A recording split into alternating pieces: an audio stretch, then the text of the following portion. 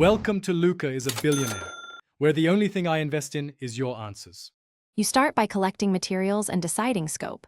Pick 3x5 or 4x6 cards and a few colored pens.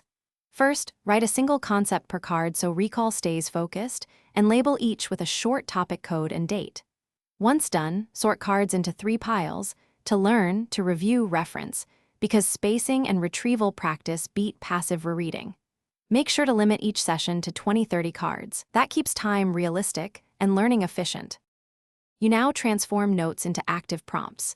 Write a question on one side and a concise answer on the other, because testing yourself strengthens memory better than rereading. Add a single keyword or tiny sketch to trigger context, and underline or circle the critical word for fast scanning. Once cards are made, run through them aloud, separate correct from incorrect, and reschedule mistaken ones earlier.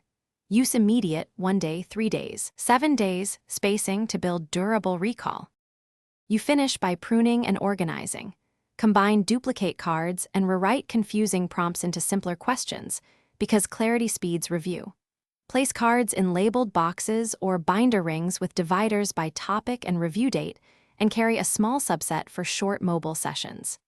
If recall stalls, rewrite the card using a concrete cue or example, shorten the answer, and test again immediately.